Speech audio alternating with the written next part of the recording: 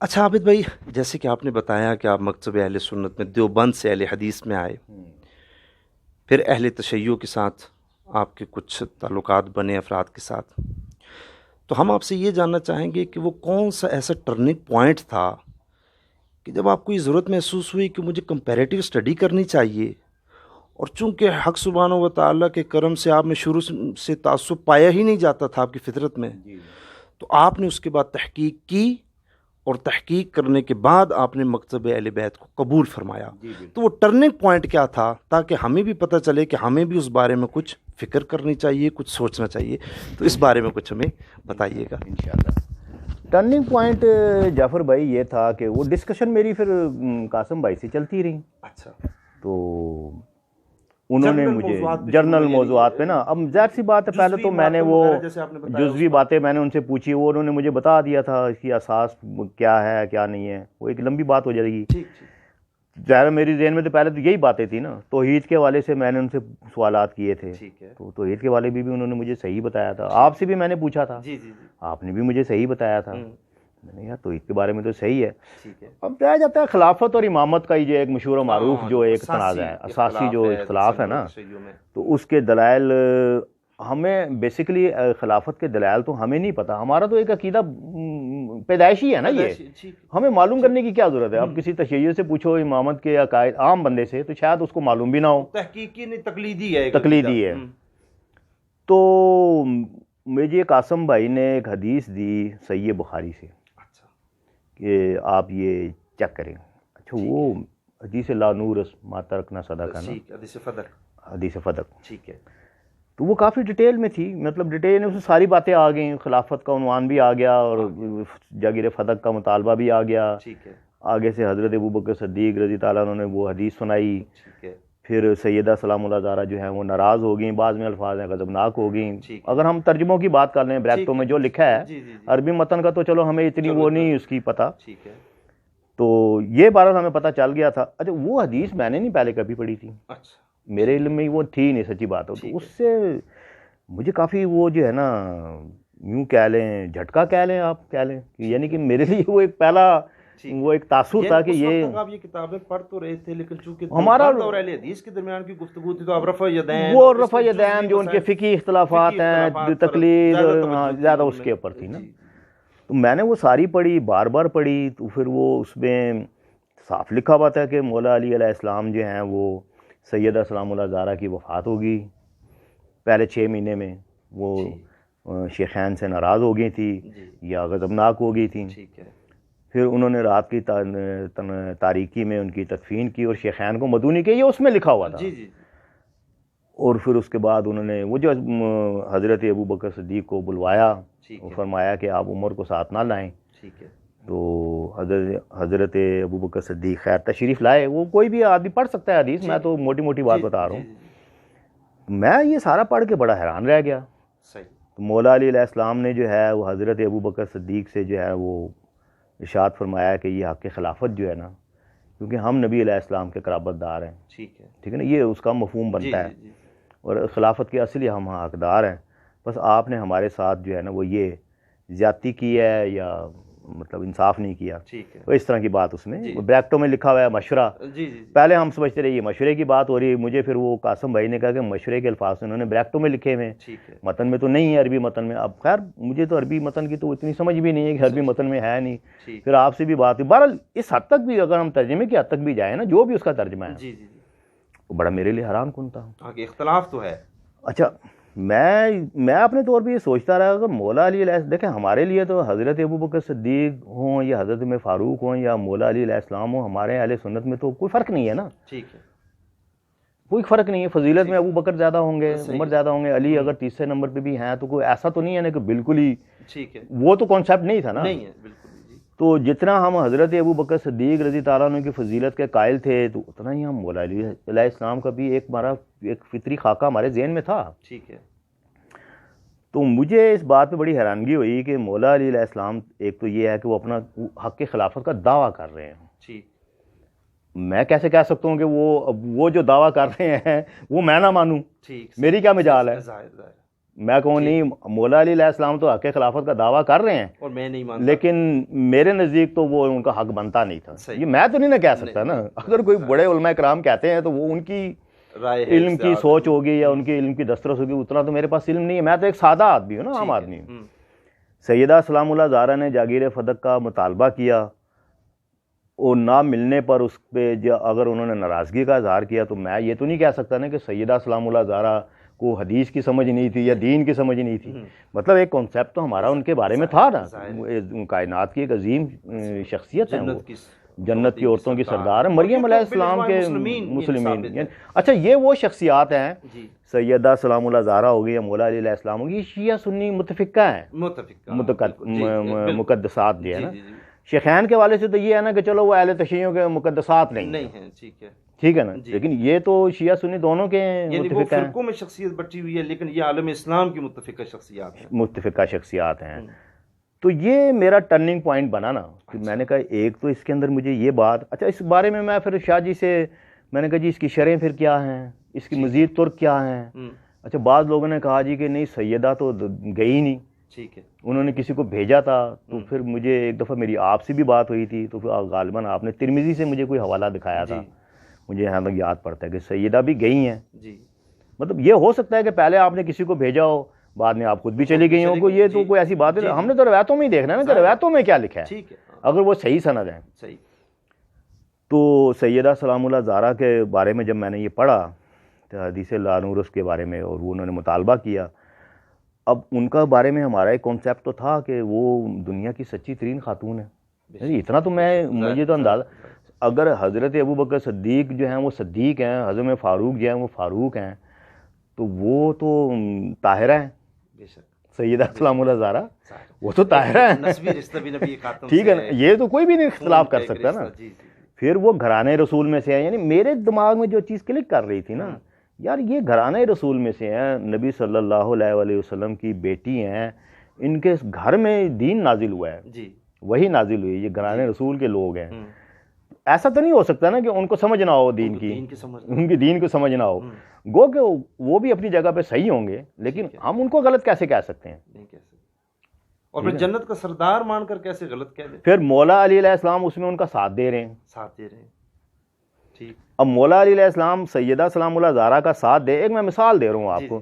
میں کہوں جی کہ میں سیدہ سلام اللہ زہرا کی فضیلت، بزرگی، مرتبہ اور مقام کا سب کا قائل ہوں، لیکن اس مسئلے میں مطلب یہ ہے کہ میں یہ سمجھتا ہوں کہ وہ جو شارحین نے لکھا ہے، اگر میں اس کے مطابق جاؤں کہ حضرت ابو بکر صدیق نے تو حدیث بیان کی تھی، تو لہذا وہ صحیح تھا. تو یہ سیدہ سلام اللہ زہرا کو شاید یہ حدیث معلوم نہ ہو. میں ایسا نہیں سوچ سکتا میں، کیونکہ ہم 1400 سال بعد وہ نبی صلی اللہ علیہ وسلم کی جو ہے وہ صلبی بیٹی تھی، سگی بیٹی تھی. اچھا ان کے ساتھ نبی صلی اللہ علیہ وسلم کا پیار بہت تھا. آیت تطہیر کا جب مجھے پتہ چلا قرآن میں، اور حدیث قصاص سے میں نے جب اس کی تفسیر پڑھی، تو میں نے کہا یہ تو 5 لوگ تو دنیا کے اندر. پھر آیت مبائلہ نے جا کر تو مجھے مور لگا دی نا، آیت مبائلہ نے، کہ بھئی جب دیکھو اللہ حکم دے رہا ہے نا کہ آپ سچوں کو لے آئیں. آج وہ مطلب ہے کہ وہ نجران کے عیسائیوں کے ساتھ جو ہے نا وہ مبائلہ ہونا ہے، تو وہ سچے اب کون؟ اس وقت ازواج مطہرات بھی تھی، بنو ہاشم کے دیگر قبائل جو صحابہ بھی تھے، آل ابو طالب بھی تھے، آل عباس بھی تھے، سارے آل جعفر. نبی صلی اللہ علیہ وسلم جو ہے نا اپنے سمیت جو ہے ان 4 لوگوں کو لے گئے. یہ کائنات کے سچے اور سچے لوگ تھے، باقی برے نہیں تھے ہم یہ کہتے ہیں. وہ تو دلائل میں دیکھیں گے نا. دیکھیں خلافت کا جو عنوان ہے یا امامت کا عنوان ہے وہ ہم نے دلائل میں دیکھنا ہے. یعنی جس درجے پر یہ صداقت پر فائز ہیں، ہاں جی، جو مباہلے میں اللہ تعالیٰ کی جماعت یہ ہونے چاہیے، یہ ہمیں چیزیں اور زیادہ کلیئر ہوگی نا. مطلب ایک عمومی تصور تو ہمیں تھا ہمارے ذہن میں، لیکن یہ چیزیں ہمیں اور زیادہ کلیئر ہوگی کہ یار اتنا مرتبہ اور مقام ایک طاہرہ اللہ تعالیٰ نے ان کی تطہیر کر دی، اور سچے لوگوں کو اللہ تعالیٰ نے حکمن کہا نا کہ آپ لے جائیں.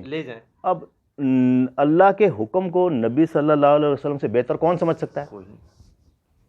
اگر آپ ان کو لے کے جا رہے ہیں تو ظاہر اللہ کے حکم پر لے کے جا رہے ہیں نا، ورنہ جمع کسی گئے زیادہ کو لے کے جاتے، کسی کو بھی لے جاتے آپ. تو اللہ کی مشیت کو، اللہ کے حکم کو، قرآن نبی صلی اللہ، دیکھیں یہ ہمیں اہل حدیثوں میں بھی یہ بات کانسیپٹ ہمیں سمجھایا جاتا تھا کہ جن پر قرآن نازل ہوا ہے نا، نازل ہوا ہے صاحب قرآن، اس سے بہتر تفسیر کوئی نہیں دے سکتا.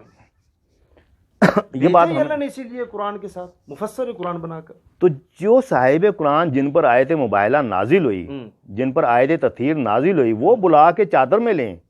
جن پر آیت مباہلہ نازل ہوئی وہ ان کو لے کر جائیں کہ اے اللہ یہ وہ لوگ ہیں، میرے اہل بیت ہیں. تو میں نے کہا یہ پھر کیسے ہو سکتا ہے کہ سیدہ سلام اللہ زہرا جو ہیں ان کو پتہ نہ ہو دین کا. صحیح، ٹھیک ہے نا. تو پھر اس سے آگے ہم اس پہ تحقیق کرتے رہے. اب اہل سنت پوائنٹ آف ویو کو بھی دیکھا کہ وہ تخصیص کرتے ہیں حدیث لا نورت سے. تشیع کا دیکھا تو اب قرآن میں تو وراثت کی آیات ہیں. نس اگر ہم نس کی حد تک جائیں نا، قرآن میں ہے، قرآن میں تو ہے.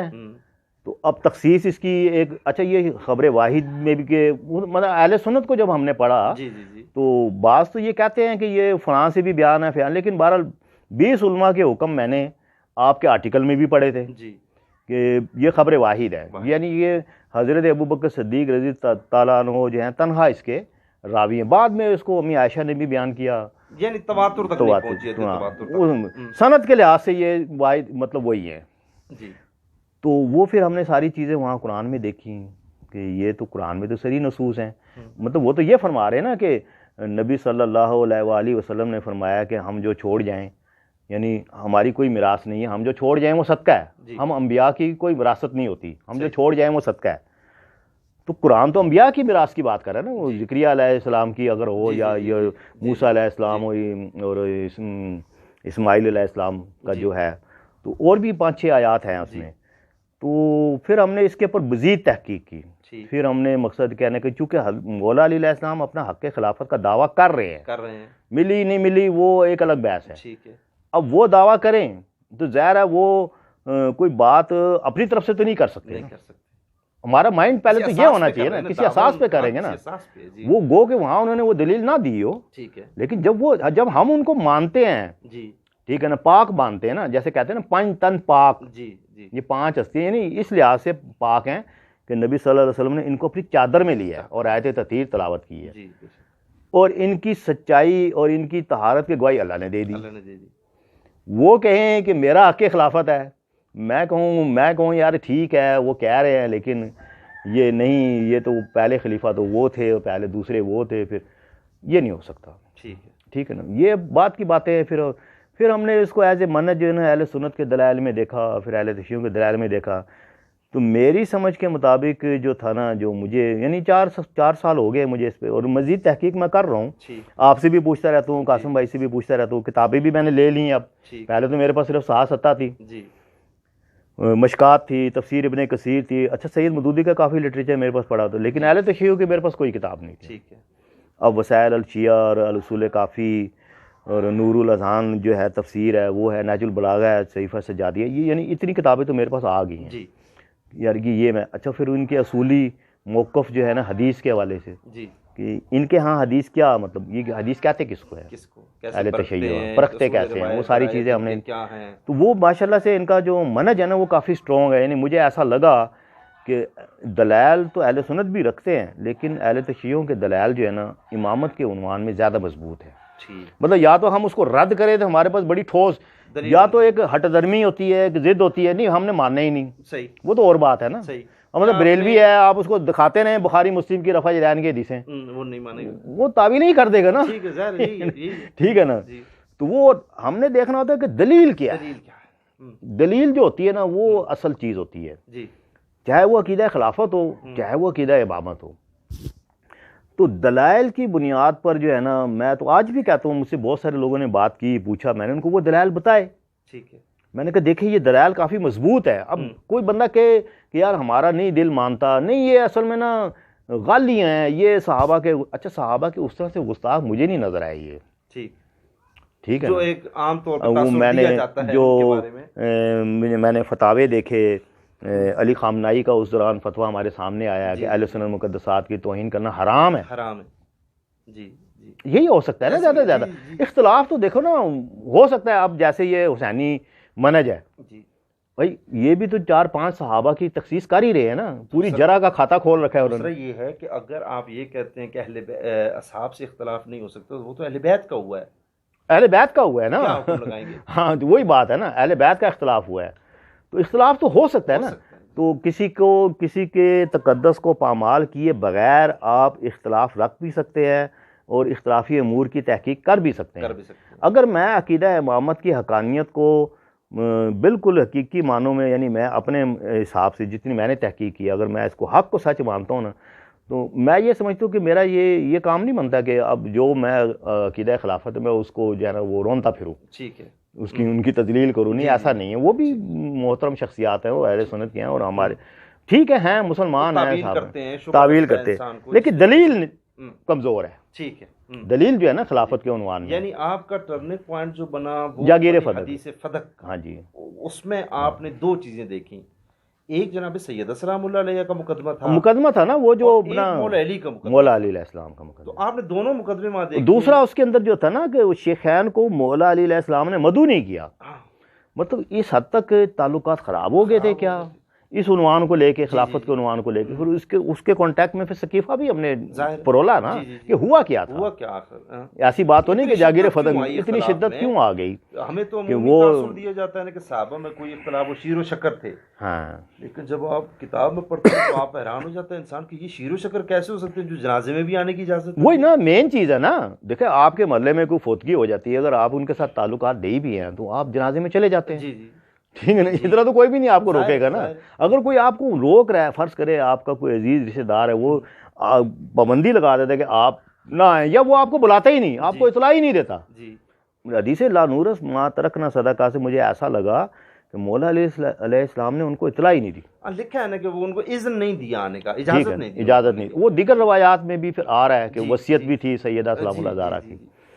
تو ظاہر سی بات ہے سیدہ سلام اللہ زہرا کا جو تھا نا وہ خلافت پر بھی اختلاف تھا، اور ان کا جو تھا نا یہ جاگیر وراثت میں بھی نا.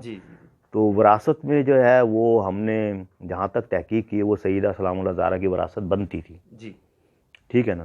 اور میرا خیال ہے ان کا کہہ دینا ہی کافی ہے.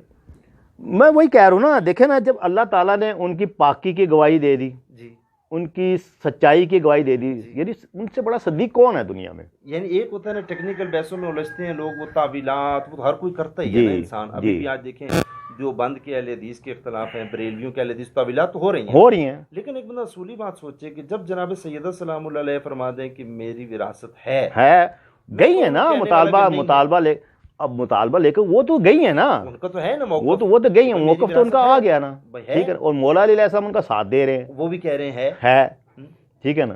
پھر ہم نے اس ضمن میں اہل تشیع کی بھی دلائل دیکھے، ان کے ہاں روایات کیا کہتی. لیکن ہم ذرا اہل تشیع کی روایات کو اتنا جانتے نہیں ہیں نا، اس میں تو ٹائم لگ جائے گا. تو زیادہ فوکس ہمارا اہل سنت پوائنٹ آف ویو سے بھی دیکھا جائے، اور بہت سارے ہمارے اہل سنت جو بھائی ہیں وہ یہ سمجھتے ہیں کہ یہ سیدہ سلام اللہ زہرا کا جو ہے نا یہ حق وراثت تھا. ٹھیک ہے نا. اب وہ بیچ میں کچھ ایک نئی کہانی بھی چھڑ گئی ہے، وہ سینی مینیجیرین ایشو تھا. ٹھیک ہے نا. نہیں، وہ تعویلیں ہیں، وہ آپ کرتے رہے. لیکن بنیادی جو کانسیپٹ تھا نا میرے جو ذہن میں آیا، وہ ایک تو آیت تطہیر، آیت مباہلہ، یعنی ان کی عظمت کی اس سے بڑی دلیل قرآن میں ان کی عصمت کی بے شک میں نہیں ہو سکتی، نہیں ہو سکتی. اور یہ واحد لوگ ہیں. اور اس میں سب سے اہم چیز ہم یہ دیکھتے ہیں کہ دیکھیں جب آیت تطہیر میں نبی خاتم صلی اللہ علیہ وآلہ وسلم جس قصہ کے اندر ہیں اس قصہ میں اپنے ساتھ چاروں کو شامل فرماتے ہیں. اپنے ساتھ پانچویں تو آپ ہیں نا.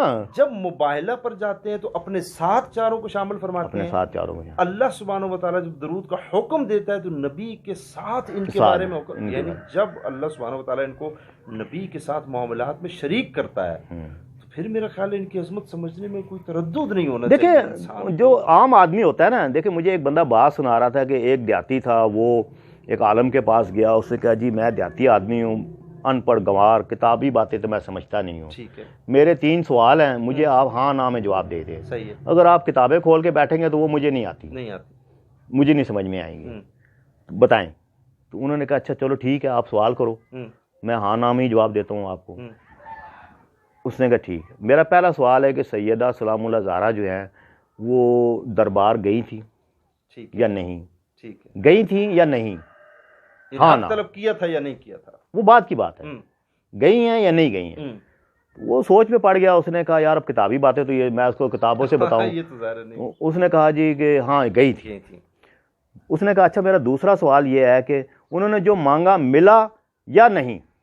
صحیح. اب وہ پھر سوچ میں پڑ گیا میں سب کتابیں کھول کے بتاؤں جواب دو. اب ٹو دا پوائنٹ, کیونکہ وہ تو دیہاتی ہے نا, ان پڑھ ہے, ہماری طرح کا اوجٹ ہے نا, میں تو اپنے آپ کو اوجٹ کہہ رہا ہوں نا, ٹھیک ہے, میرے ذہن میں بھی یہی سوال ہے نا. ٹھیک ہے.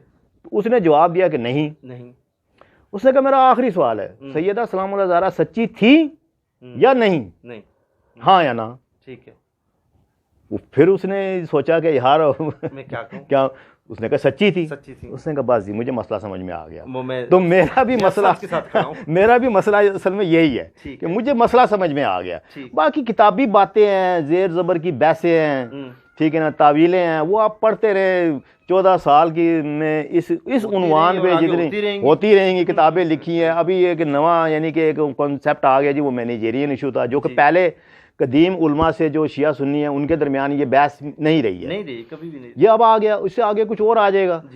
بات ہوتی ہے نا کہ مجھے تو دیکھیں نا, میں تو ایک عام آدمی ہوں, مجھے موٹی بات سمجھنی ہے نا, وہ اگر میری سمجھ میں نہیں آئی تو پھر میں نے کیا کرنا ہے مقصد, باقی الجھتا رہے, باقی پھر بندہ پڑھتا رہے کتابیں. تو اس لیے پھر میں نے مکتبہ اہل بیت کو جو ہے نا, توحید ماشاءاللہ بہت عمدہ ہے, منہج کی بنیاد مضبوط ہے, علم و رجال ان کا بالکل اسٹرانگ ہے. مطلب ایسا نہیں ہے کہ بالکل وہ کوئی جیسے ہم یہ سمجھیں کہ جی سنت اہل سنت کا علم رجال ہے, ان کا تو ہے ہی نہیں, بلکہ زیادہ سخت ہے.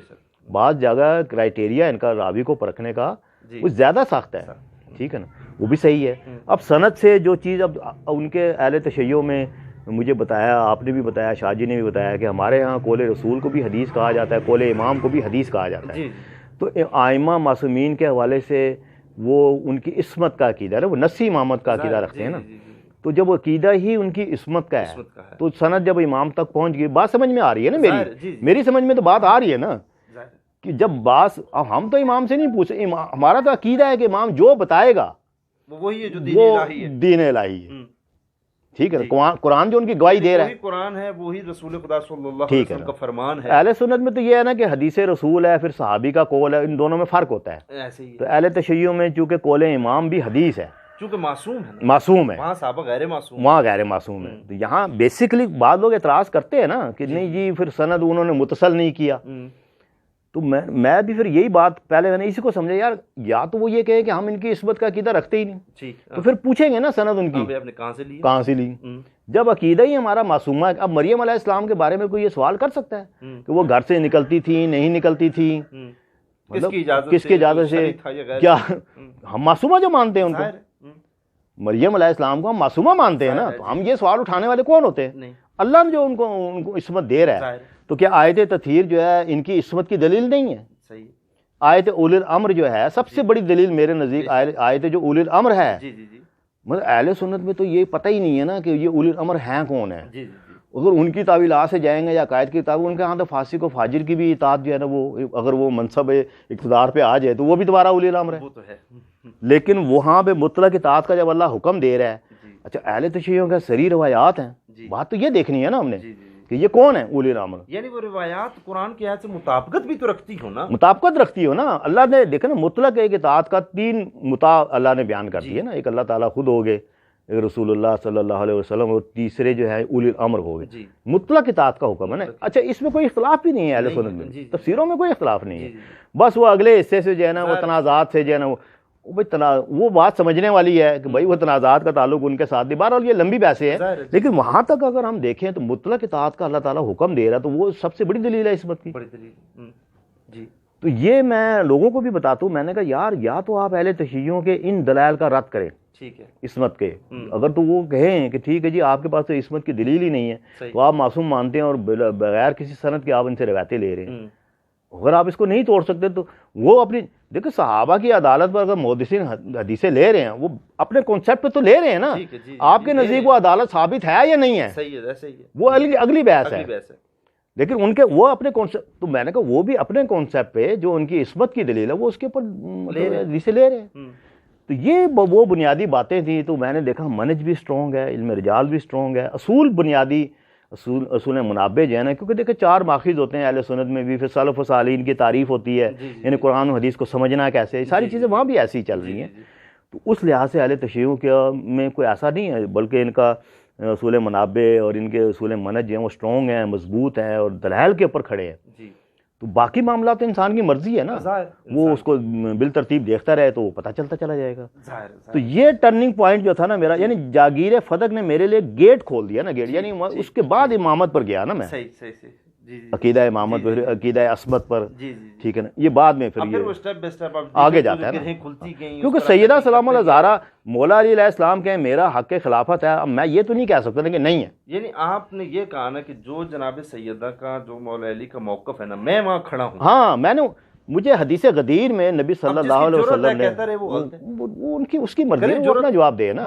میں نے تمسک کرنا ہے نا ان کے ساتھ، کتاب اللہ و اطرتی، مجھے ان کے ساتھ کھڑے ہونا ہے، ٹھیک ہے نا. جو ان کا موقف ہوگا وہی، میں کسی کی تذلیل نہیں کروں گا. صحیح ہے. یہ نہیں ہے، مطلب بعض لوگ کہتے ہیں کہ نہیں پھر وہ یہ ہو گئے، وہ نہیں بھائی، وہ جو بھی ہو گئے وہ دلائل میں دیکھیں گے نا. مطلب اب سورہ نور میں اللہ تعالیٰ یہ واقعہ افق بیان کرتا ہے، ٹھیک ہے نا. تو وہی منافقین تھے جنہوں نے تہمت لگائی، تو اس میں بہت سے صحابہ جو وہ بھی آ گئے نا لپیٹ میں، تو حد جاری ہوگی، ہو جاتی ہے نا، غلطی ہو جاتی ہے، یہ تو کوئی ایسی بڑی بات نہیں ہے. پھر سزا بھی ان کو ملنا اس لیے کہ ان کی غلطی کو نبی خاتم نے بھی بتایا کہ غلطی ہے، تو تمہیں سزا دی جا رہی ہے، ٹھیک ہے نا، تو غلطی ہو جاتی ہے. تو لیکن یہ جو اللہ تعالیٰ نے ان کی عصمت کو جو بیان کیا ہے آیت تطہیر کے ذریعے، آیت مباہلہ کے ذریعے اور اولی الامر کے ذریعے، یہ تو معصوم لوگ ہیں نا، معصوم ہے. پھر 12 ائمہ معصوم کا جو ہے وہ ساری چیزیں بالترتیب، پھر میں نے ٹرننگ پوائنٹ جو تھا نا وہ فتق تھا.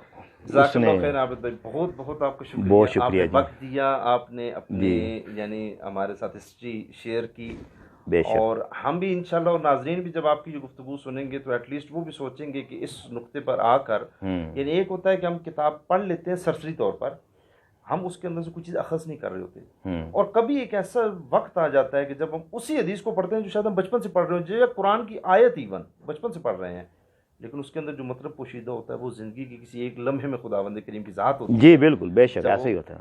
دریچے یعنی انسان کے لیے دروازے کھول دیتی ہے، ہاں جی، اور اس کو تعصب سے بالکل پاک کرتی ہے. تو بہت شکریہ آپ کا، بہت شکریہ جی. اللہ پاک اللہ تعالیٰ آپ کو بھی جزائے خیر دے. آپ سے بھی رہنمائی ہم لیتے رہتے ہیں، مشکلات کو اللہ پاک دور کرے انشاءاللہ، آمین. بس ہم تو جی یہ ہے کہ جو اپنا اللہ تعالیٰ نے یعنی انسان کو توفیق دی ہوئی ہے اس کے مطابق انسان کوئی ایسا کام کر جائے جو اس کے لیے آخرت میں اس کے لیے کوئی ذخیرہ بن جائے. بس میں جعفر بھائی یہی کہوں گا، ایک جنرل میسیج بھی، چاہے ہمارے سنی بھائی ہوں چاہے ہمارے اہل تشیع، یار مقدسات کی توہین نہ کریں، بے شک، کیونکہ وہ ایک جو ہیلدی مکالمہ جو ہے نا وہ آگے چل نہیں سکتا. نفرتیں نہ کریں ایک دوسرے، دلائل کے اوپر آپ آ نہیں سکتے. نفرتیں نہ کریں، ایون کہ اگر آپ کو حضرت امیر معاویہ کا بھی ادب کرنا پڑتا ہے تو کریں، کیونکہ کروڑوں لوگوں کے تو محبوب ہیں نا، ان کے تو ہیں نا.